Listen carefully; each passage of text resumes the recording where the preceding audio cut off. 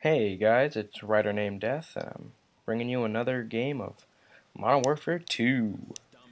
This is a game of domination on Subbase, and Subbase is probably one of my favorite maps in the game. I think my top 3 or 4 would have to be Subbase, Afghan, Terminal, and Estate.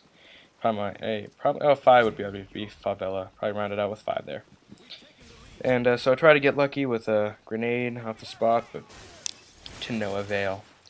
Anyway, this game I'm going to be talking about how to properly play Domination and how to use kill streaks effectively. So, on Subbase, the key to a good Domination game is capturing B. As you see, the enemy did that right away, but we were fortunate enough to get that back, and that's because B is an incredibly hard flag to cap on this particular map. It's located right in the center with 2 walls on either side, and usually first team who get B usually wins the game because it's so easy to keep and so hard to take.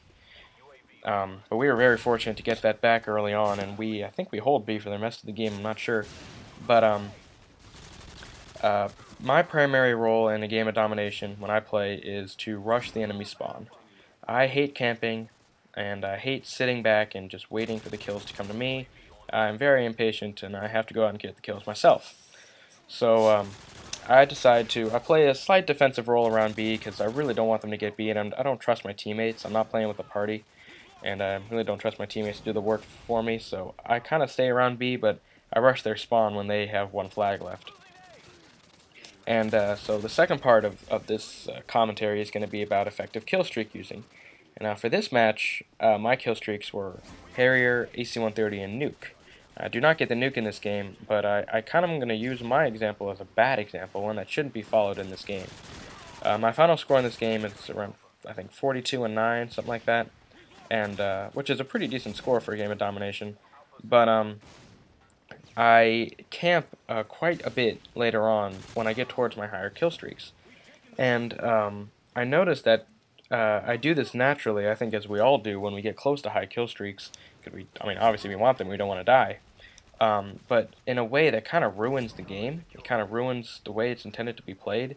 And it hurts your team and hurts yourself because you really don't get a lot of kills camping. You can get a few, but not a lot. And so, as you'll see here, I get close to my Harriers. And I just totally sit back and relax and kind of just patiently wait for kills.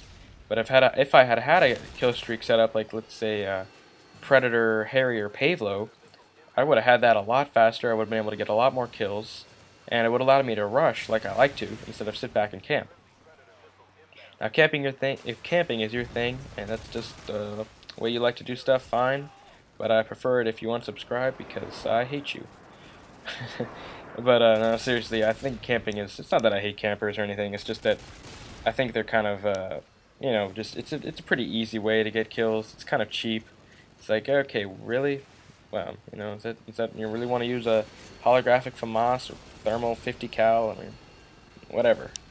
But, so yeah, I get closer to my Harriers, which I would have had a Predator by now, which almost would have guaranteed me, seeing as they only have A, but have only guaranteed me Harriers, and if I had gotten my Harriers and put it over A, I would have almost been guaranteed a Pavlo, and I would have had a pretty nasty setup in the air and allowing me to rush at the same time. So here's where I kind of just camp. I'm going to speed this up for you guys so you don't have to sit through this, but I get my Harriers right here, and they do a little bit of work, but not much.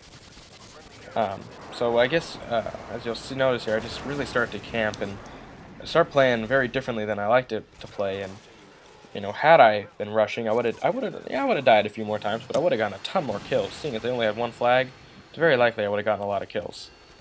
And speaking of them only having 1 flag and us having 2, let me just go over basically how a game of domination should be played.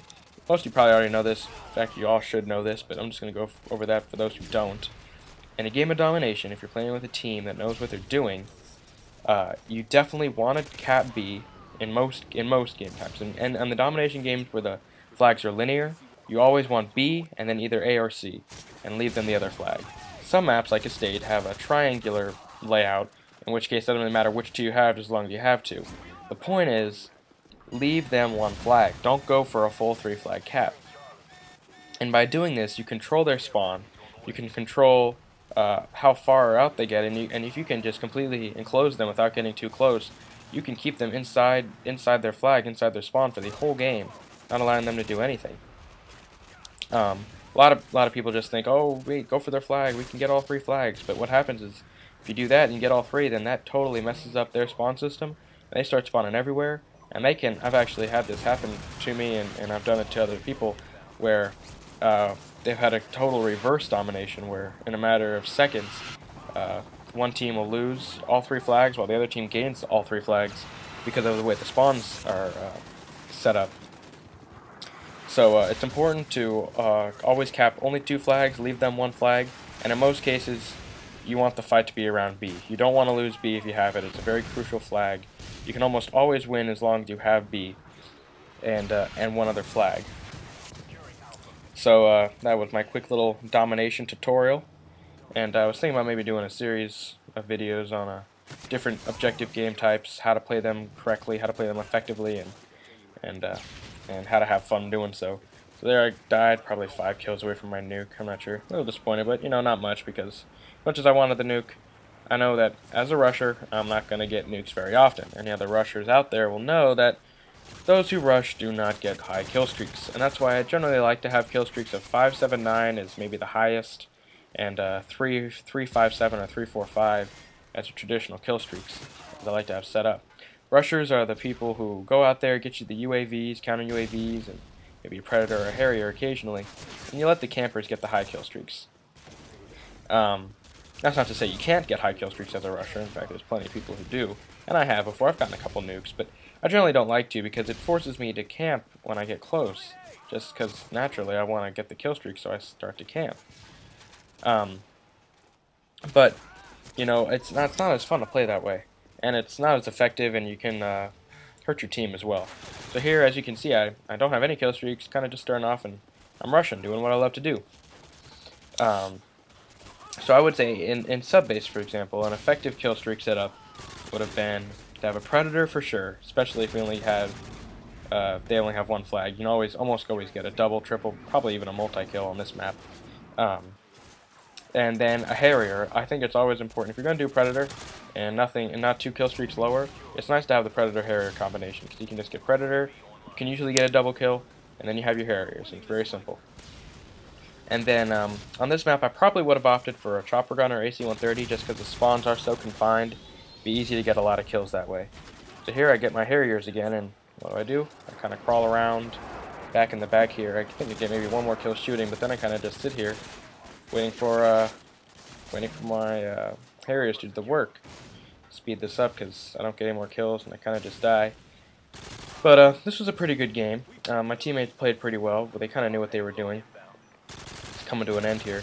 So once again, dead, I rush their spawn, and look at this, get like 5 more kills before the game ends, which is what I like to do. So yeah, that's just my little domination kill streak tip. Hope you guys all enjoyed this video.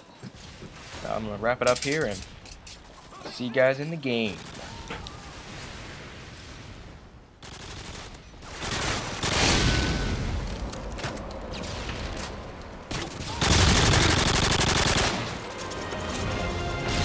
Mission accomplished.